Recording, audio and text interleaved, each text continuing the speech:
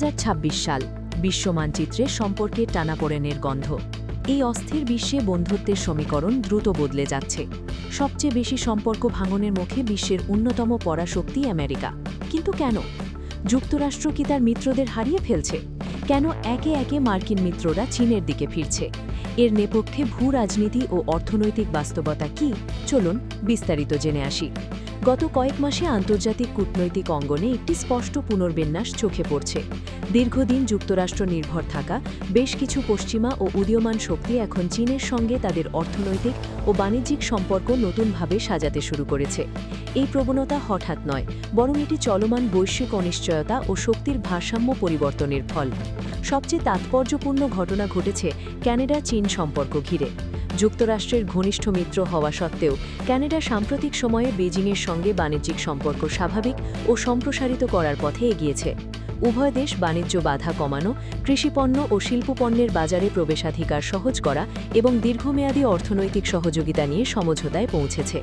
এটি স্পষ্ট ইঙ্গিত দেয়, অটোয়া এখন কেবল ওয়াশিংটনের কৌশলগত ছায়ায় থাকতে চায় না, বরং একটি স্বাধীন ও বহুমুখী বাণিজ্য কৌশল গড়ে তুলছে। এরই ধারাবাহিকতায় যুক্তরাজ্যের প্রধানমন্ত্রী কেয়ার স্টারমারের চীন সফর বিশেষ গুরুত্ব বহন করে। 2018 সালের পর কোনো ব্রিটিশ প্রধানমন্ত্রীর প্রথম এই সফরের মূল লক্ষ্য ছিল চীনের সঙ্গে শীতল হয়ে পড়া বাণিজ্যিক সম্পর্ক পুনরুজ্জীবন। স্টারমার সফরে বিনিয়োগ, প্রযুক্তি, পরিষেবা খাত এবং সরবরাহ ব্যবস্থার স্থিতিশীলতা নিয়ে আলোচনা হয়। ব্রেক্সিট পরবর্তী বাস্তবতায় যুক্তরাজ্য এখন এমন অংশীদার হচ্ছে যারা অর্থনৈতিকভাবে বড় এবং দীর্ঘমেয়াদে অনুমানযোগ্য, এবং সেই জায়গায় চীন একটি বাস্তবসম্মত বিকল্প হিসেবে সামনে আসছে। একই সঙ্গে ভারত চীন বাণিজ্য সম্পর্কেও দৃশ্যমান পরিবর্তন লক্ষ্য করা যাচ্ছে। সীমান্ত উত্তেজনা ও কৌশলগত প্রতিদ্বন্দ্বিতা সত্ত্বেও অর্থনৈতিক বাস্তবতা দুই দেশকে কাছাকাছি আনছে। চীন ভারতের অন্যতম বড় বাণিজ্য অংশীদার হিসেবে রয়ে গেছে এবং সাম্প্রতিক সময়ে সরবরাহ শৃঙ্খলা, শিল্প, কাঁচামাল ও প্রযুক্তি নির্ভর খাতে পারস্পরিক নির্ভরতা আরও বেড়েছে। ভারতও এখন যুক্তরাষ্ট্রের বাইরে বিকল্প বাজার অংশীদার গড়ে তোলার কৌশল অনুসরণ করছে। এই তিনটি ঘটনাই দেখায় বিশ্বের গুরুত্বপূর্ণ দেশগুলো যুক্তরাষ্ট্রের ওপর একক নির্ভরতা কমিয়ে বহুমুখী কৌশল বেছে নিচ্ছে। আর এই পরিবর্তিত ভূ-রাজনৈতিক বাস্তবতায় চীন নিজেকে তুলে ধরেছে একটি বড় বাজার, শক্তিশালী উৎপাদন ক্ষমতা ও তুলনামূলকভাবে অনুমানযোগ্য অংশীদার হিসেবে নয়। একা হয়ে পড়ছে যুক্তরাষ্ট্র। ডোনাল্ড ট্রাম্পের দ্বিতীয় মেয়াদে যুক্তরাষ্ট্রের পররাষ্ট্র নীতিতে যে প্রবণতাটি সবচেয়ে স্পষ্ট তা হল লেনদেন ভিত্তিক শক্তি প্রয়োগ। আমেরিকা ফার্স্ট নীতির আওতায় ওয়াশিংটন এখন মিত্রতা নয়, বরং তাৎক্ষণিক সুবিধা ও চাপকে অগ্রাধিকার দিচ্ছে। এই দৃষ্টিভঙ্গি ধীরে ধীরে যুক্তরাষ্ট্রকে তার ঐতিহ্যগত মিত্রদের চোখে অনিশ্চিত ও অবিশ্বাসযোগ্য করে তুলেছে। এর সবচেয়ে প্রতীকী উদাহরণ গ্রিনল্যান্ডে সুমিনু। রণনৈতিক দিক থেকে আর্কটিক অঞ্চলে গ্রিনল্যান্ডের গুরুত্ব অস্বীকার করার উপায় নেই। খনিজ সম্পদ, সামরিক অবস্থান এবং ভবিষ্যতের নৌপথের নিয়ন্ত্রণ। কিন্তু যুক্তরাষ্ট্র যখন সরাসরি গ্রিনল্যান্ড দখলের অভিলাষ প্রকাশ করে, তখন তা ইউরোপীয় মিত্রদের মধ্যে গভীর অস্বস্তি তৈরি করে। ডেনমার্ক ও ইউরোপীয় ইউনিয়নের কাছে এটি কেবল একটি ভূখণ্ড নয়, এটি সার্বভৌমত্ব ও আন্তর্জাতিক নিয়ম ভিত্তিক ব্যবস্থার প্রশ্ন। এই ঘটনায় ইউরোপ বুঝতে পারে ওয়াশিংটন প্রয়োজনে মিত্রদের স্বার্থ উপেক্ষা করতেও পিছপা হবে না। এই উপলব্ধি ইউরোপের একতাকে নতুনভাবে ত্বরান্বিত করছে। নিরাপত্তা, প্রতিরক্ষা ও অর্থনৈতিক নীতিতে ইউরোপ এখন আগের চেয়ে বেশি আত্মনির্ভরশীল হতে চাইছে। ন্যাটোর ভেতর থেকেও যুক্তরাষ্ট্রের নেতৃত্ব নিয়ে প্রশ্ন উঠেছে, কারণ ট্রাম্প প্রশাসনের আচরণ অনেক সময়ই সহযোগিতার বদলে হুমকি ও চাপের ভাষায় কথা বলছে। ফলে আমেরিকার প্রতি ঐতিহাসিক আস্থায় ফাটল ধরছে। কানাডা সম্পর্কেও একই চিত্র। ভৌগোলিক নিকট্য ও দীর্ঘদিনের মিত্রতা সত্ত্বেও ট্রাম্প প্রশাসনের শুল্ক নীতি, বাণিজ্যিক চাপ এবং রাজনৈতিক বক্তব্য কানাডাকে নতুন করে ভাবতে বাধ্য করেছে। ওয়াশিংটনের সঙ্গে সম্পর্ক বজায় রাখলেও অটোয়া এখন বিকল্প অর্থনৈতিক ও কূটনৈতিক পথ অনুসরণ করছে। চীনের সঙ্গে বাণিজ্য পুনর্গঠন এই বাস্তবতারই ফল নয়। সব মিলিয়ে ট্রাম্পের নীতির মূল সমস্যা হল এটি ভয়ের মাধ্যমে আনুগত্য আদায়ের চেষ্টা করে, কিন্তু দীর্ঘমেয়াদী আস্থা তৈরিতে ব্যর্থ। ভূ-রাজনীতিতে শক্তি যতটা প্রয়োজন, ততটাই প্রয়োজন পূর্বানুমান যোগ্যতা ও বিশ্বাস। যুক্তরাষ্ট্র যখন নিজেই সেই ভিত্তিকে দুর্বল করে, তখন তার মিত্ররা স্বাভাবিকভাবেই বিকল্প শক্তি কেন্দ্রের দিকে তাকাতে শুরু করে। এই প্রক্রিয়াতেই যুক্তরাষ্ট্র আর সামরিকভাবে শক্তিশালী হলেও কূটনৈতিকভাবে ক্রমেই একঘরে হয়ে পড়ছে, যা ভবিষ্যৎ বৈশ্বিক নেতৃত্বের জন্য একটি গভীর সংকেত। বিশ্ব নেতার পথে চীনের উত্থান। চীন আজ বিশ্ব নেতা হয়ে উঠছে, সরাসরি শক্তি প্রদর্শনের মাধ্যমে নয়, বরং স্থিতিশীলতা, পূর্বানুমান যোগ্যতা এবং অর্থনৈতিক বাস্তবতার সমন্বিত কৌশল দিয়ে। যুক্তরাষ্ট্র যখন অনিশ্চিত ও চাপ নির্ভর নীতির কারণে মিত্রদের আস্থায় ফাটল ধরাচ্ছে, তখন বেজিং নিজেকে উপস্থাপন করছে একটি দীর্ঘমেয়াদী অংশীদার হিসেবে, যে ঝুঁকি কমায় এবং লাভের নিশ্চয়তা দেয়। বিশ্বের দ্বিতীয় বৃহত্তম অর্থনীতি হিসাবে চীনের সবচেয়ে বড় শক্তি তার স্কেল। বিশাল উৎপাদন ক্ষমতা, বিস্তৃত সরবরাহ শৃঙ্খলা এবং বিপুল ভোক্তা বাজার, এই তিনটি মিলিয়ে চীন এমন এক অর্থনৈতিক বাস্তবতা তৈরি করেছে যেখান থেকে নিজেকে সরিয়ে রাখা অনেক দেশের পক্ষেই সম্ভব নয়। ফলে রাজনৈতিক মতপার্থক্য থাকা সত্ত্বেও দেশগুলো চীনের সঙ্গে বাণিজ্যিক সম্পর্ক বজায় রাখতে বাধ্য হচ্ছে। তবে চীনের উত্থান কেবল বাণিজ্যে সীমাবদ্ধ নয়। কূটনৈতিক ভাষায় বেজিং এখন আগের তুলনায় অনেক বেশি সংযত ও হিসেবেই তারা সচেতনভাবে আগ্রাসী বক্তব্য এড়িয়ে চলেছে এবং দ্বিপাক্ষীয় ও বহুপাক্ষীয় ফোরামে উইন উইন কোঅপারেশন ধারণাটিকে সামনে আনছে।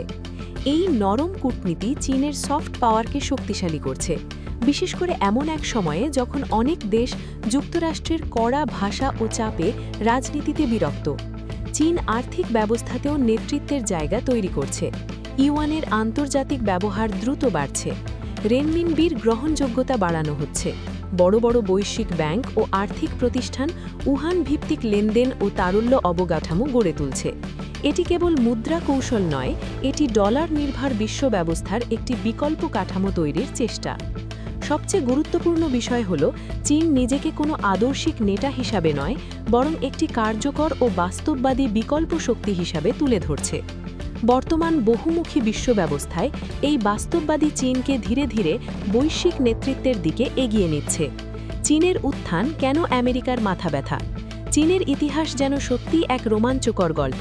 একসময় দেশটি ছিল রাজনৈতিক অস্থিরতা, গৃহযুদ্ধ ও দারিদ্র্যের মধ্যে নিমজ্জিত। মানুষের জীবন ছিল কঠিন, স্কুলে যাওয়া, চিকিৎসা পাওয়া, এমনকি ছোট ছোট সুযোগও অনেকের কাছে ছিল দুঃস্বপ্ন।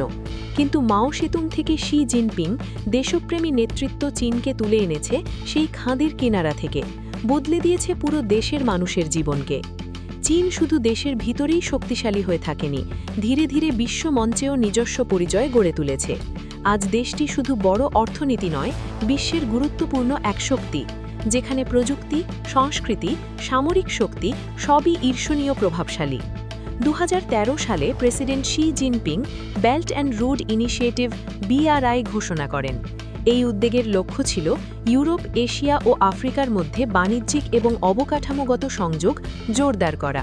লক্ষ্য অর্জনে রেলপথ, বন্দর, সড়ক ও জ্বালানি প্রকল্পে বিনিয়োগ করা হয় শত শত বিলিয়ন ডলার।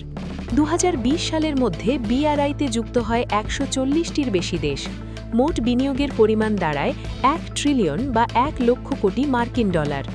BRI প্রকল্পের মাধ্যমে চীন পাকিস্তানের গোয়াদর বন্দর, আফ্রিকার কেনিয়ার রেলপথ এবং দক্ষিণ পূর্ব এশিয়ায় দ্রুতগতির রেল লাইন নির্মাণে অর্থায়ন করে। এই প্রকল্প চীনকে বৈশ্বিক বাণিজ্যের কেন্দ্রে পরিণত করে, আর চীনের এই বৈশ্বিক প্রভাব যুক্তরাষ্ট্রের ঘুম হারাম করে দিতে থাকে। ক্রমে যুক্তরাষ্ট্রের সঙ্গে প্রতিযোগিতা তীব্র হতে থাকে। চীনের প্রযুক্তি, সামরিক দিক ও কূটনৈতিক ক্ষেত্রে দুই দেশের মধ্যে বাণিজ্য যুদ্ধ ও প্রভাব বিস্তারের লড়াই শুরু হয়। হুয়াওয়ে ও টিকটকের মতো কোম্পানি আন্তর্জাতিক পর্যায়ে মার্কিন নিষেধাজ্ঞার মুখে পড়ে। একের পর এক চীনা পণ্যের ওপর মার্কিন শুল্কের খড়গ নামতে থাকে। কিন্তু লক্ষ্য এই পর্যন্তই নয়। আমেরিকার টার্গেট চীনের অর্থনীতিকে পুরোপুরি পঙ্গু করে দেওয়া। চীনের চারপাশের প্রতিটি সমুদ্রপথ ধীরে ধীরে চীনের জন্য বন্ধের পায়তারা করছে যুক্তরাষ্ট্র। এর সাথে আছে চীনের প্রতিবেশী দেশগুলোকে নিয়ে সামরিকভাবে চীনকে ঘেরার ফন্দি। কিন্তু চীনও বসে নেই। কখনো তাইওয়ান, আবার কখনো জাপানের একগুচ্ছ দিন একের পর এক এলাকাকে নিজেদের বলে দাবি তুলে মানচিত্র বদলের চেষ্টা চালাচ্ছে চীন। ফলে প্রশান্ত মহাসাগরীয় এলাকায় দিন দিন বাড়ছে ড্রাগনের দৌরাত্ম্য। শুধু তাই নয়, পর্দার আড়াল থেকে কোরীয় উপদ্বীপের সংঘাতে উস্কানি দেওয়ার ক্ষেত্রেও পিছিয়ে নেই বেজিং। সব মিলে বোঝা যায় ট্রাম্প প্রশাসনের অনিশ্চিত নীতি যুক্তরাষ্ট্রের ঐতিহ্যগত নেতৃত্বকে দুর্বল করছে, আর সেই শূন্যস্থান পূরণে চীন আজ আগের যে কোনো সময়ের চেয়ে বেশি প্রস্তুত। বিশ্বে এখন আর একক কোনো মেরুর উপর দাঁড়িয়ে নেই। আর এই নতুন বাস্তবতায় যে দেশ স্থিতিশীলতা দিতে পারবে, ভবিষ্যৎ অনুমানযোগ্য করতে পারবে, মিত্ররা ধীরে ধীরে সেদিকেই ঝুঁকবে। যুক্তরাষ্ট্রের জন্য এটাই হয়তো সবচেয়ে বড় সতর্কবার্তা। তো বন্ধুরা, আজকের ভিডিও এখানেই শেষ। ভিডিওটা ভালো লাগলে অবশ্যই লাইক দিন। খবর রূপান্তর ট্রেন্ডস চ্যানেলটি সাবস্ক্রাইব করুন আর নিচে কমেন্ট করে জানাবেন আপনার মতামত। আবার দেখা হবে পরের ভিডিওতে। আল্লাহ হাফেজ।